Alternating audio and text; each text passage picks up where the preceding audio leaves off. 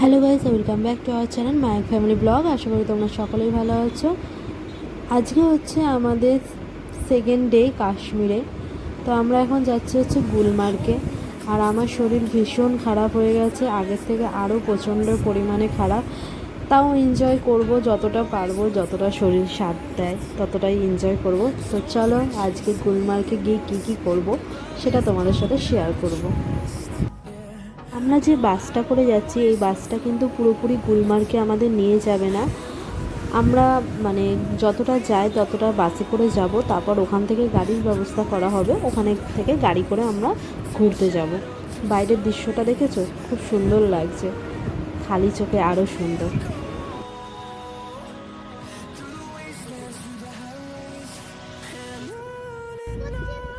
তো বাস থেকে আমরা নেমে গেছি। এখন আমাদের 4টে মতন গাড়ি করা হয়েছিল, এবার ওই গাড়ি করে আমরা সবাই ঘুরতে যাচ্ছি। তো ভীষণ ভালো লাগছে, এবার আস্তে আস্তে বরফ দেখা শুরু হবে, আরও ভালো লাগবে। আমি এর আগেও বরফ দেখেছি মানালিতে, এবারে আসা হচ্ছে সম্পূর্ণ মায়াঙ্কের জন্য। তো ও কিন্তু খুব এনজয় করেছে। অবশ্যই ভিডিওটা স্কিপ না করে পুরো ভিডিওটা কিন্তু অবশ্যই দেখো।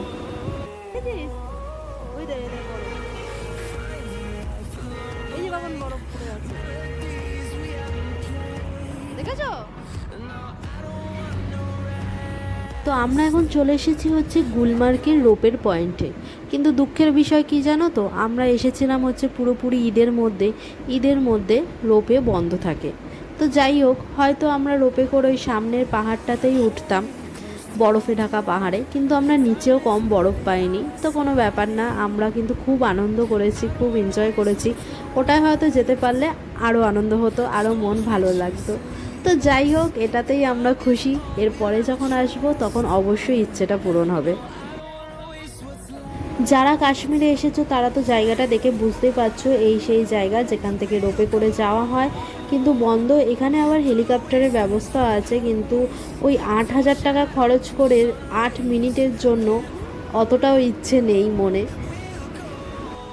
তো যাই হোক না কেন, এই যে সেই জায়গাটা যেখান থেকে রোপে করে যাওয়া হয়। আর এখানেই কিন্তু হেলিকপ্টারের ব্যবস্থা আছে। যারা যাচ্ছে, অনেকেই যাচ্ছে, আমাদের টিপেরও অনেকেই গেছিলো। তো যাই হোক, আমরা এবার এখান থেকে চলে যাব মেন জায়গায়, আমরা যেখানে বরফ পেয়েছি সেই জায়গায় চলে যাব।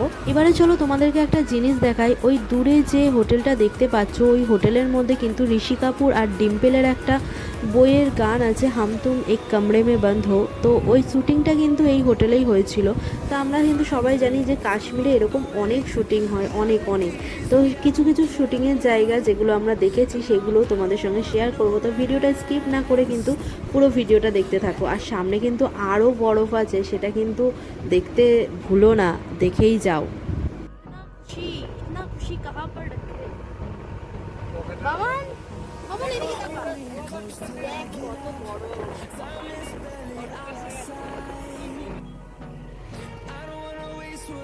মায়াঙ্ক এতটা পরিমাণে খুশি, তার বলে বোঝানোর মতো নয়। তার সাথে আমিও ভীষণ আনন্দ লাগছে, এত বরফ দেখতে পাচ্ছি যেতে যেতে, তার বলার মতো না।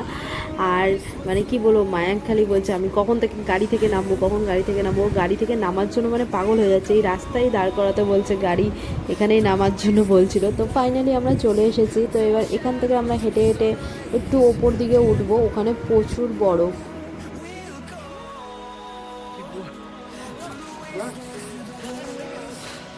তো আমরা এখন গুলমার্গে রয়েছি। এখন এখান থেকে হেঁটে হেঁটে যাব মেন যেখানে বরফের অ্যাকচুয়ালি যে জায়গা, ওইখানে যাব। দেখো মায়াঙ্ককে দেখে না, কিন্তু সেই বুঝে হাঁটবে নিচে তাকিয়ে দেখে।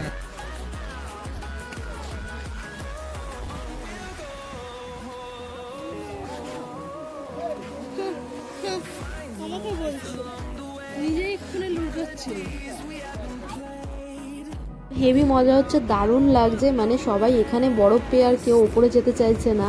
আর আমার সঙ্গে এখানে একটা দুর্ঘটনা ঘটে গেছিলো, খুবই খারাপ জিনিস। যাওয়ার পথে হয়েছিল, আমি যাচ্ছিলাম আর আমার পাটা না বরফের ভেতর ঢুকে গেছিলো পুরো, জল কাদার মধ্যে। আমি বুঝতে পারিনি, ওখানে পা দিয়েছি আর পুরো পাটা ঢুকে গেছে, জুতো টুতো সব ভিজে গেছে।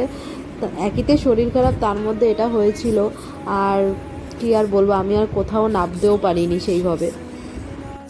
তো যাই হোক না কেন, এখানে কিন্তু দারুণ এনজয় করেছি, এতটাই এনজয় করেছি যে সেরমভাবে ভিডিওই করতে আর পারিনি। দেখছো এখানে সবাই শুটিংও চলছে, ফটোশ্যুটও চলছে। এই দেখো সামনে আশিকি 2 এর শুটিং চলছে।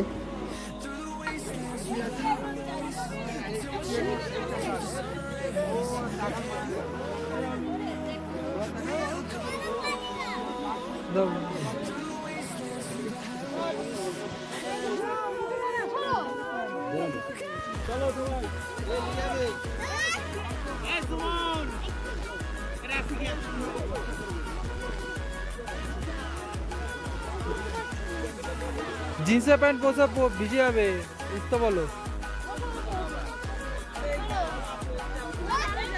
চ চ চ চ পুরো ওঠো, পুরো ওঠো, পুরো।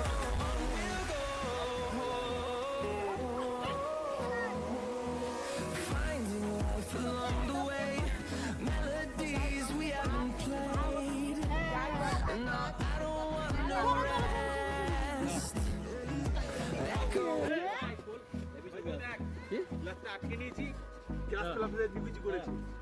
চল সেটাই তো বলছি, মানালিরই বল।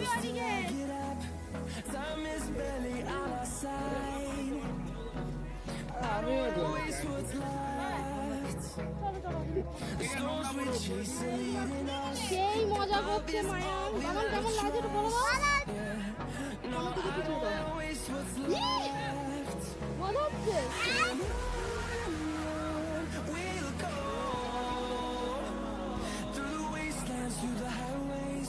কেমন লাগছে এই সাইডে?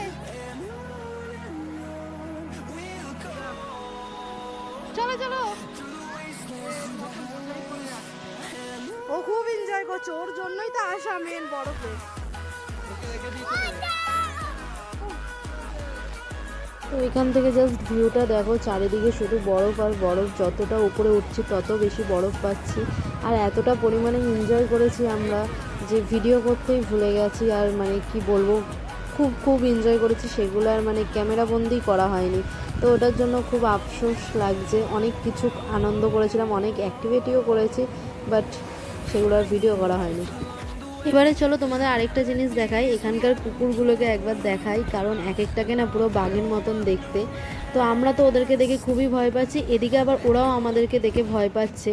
তো অনেক চেষ্টা করার পর এর গায়ে শুধু হাত দিতে পেরেছি, আর মানে কোনো কুকুরের গায়ে হাত দেওয়ার মতন সাহস হচ্ছিল না।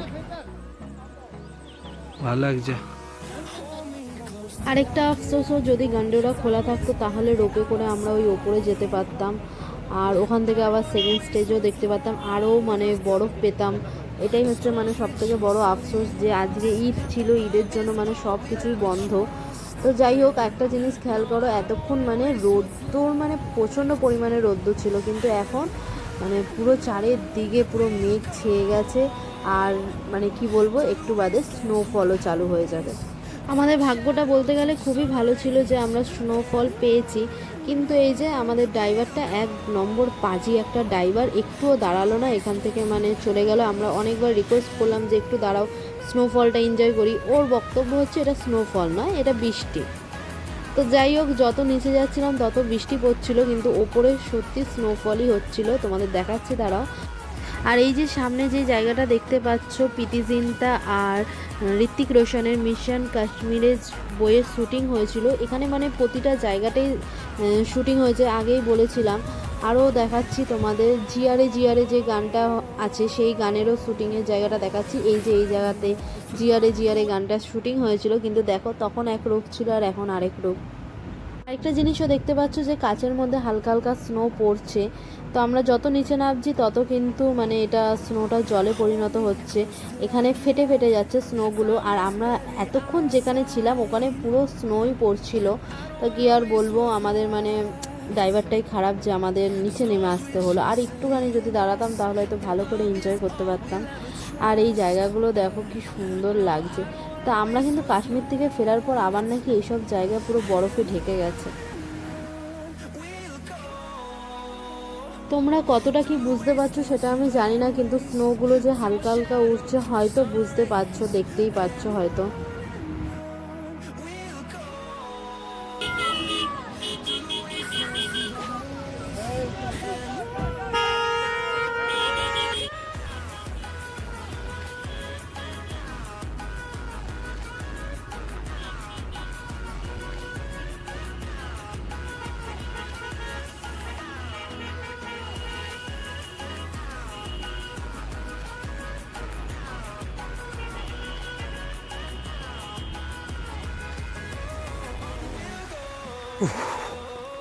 গুলমার্গে একটা পয়েন্ট আছে ফটোশ্যুটের, তো এখন দেখতেই পাচ্ছ বৃষ্টি চালু হয়ে গেছে এখানে। তো ওই বৃষ্টির মধ্যে আমি যাচ্ছি, মায়াঙ্কে আর নিইনি কারণ এখানে বৃষ্টি পড়ছে, তো প্রবলেম হয়ে যাবে। এই কারণের জন্য এখন অবধি, আর অনেকটা উঁচু।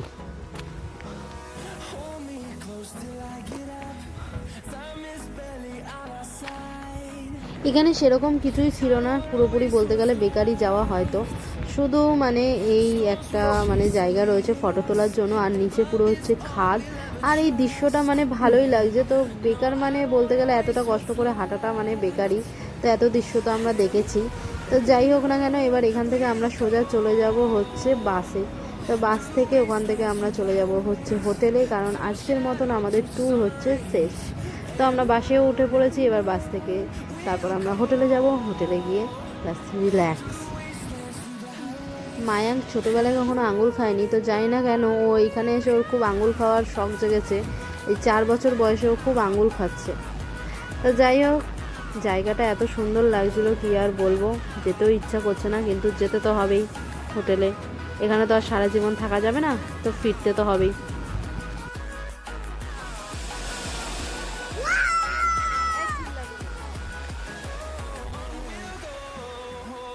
হোটেলে ফিরে এসে দেখলাম এখানে আশেপাশে যেসব লোকজনেরা রয়েছে তারা সবাই মিলে ঈদ সেলিব্রেট করছে।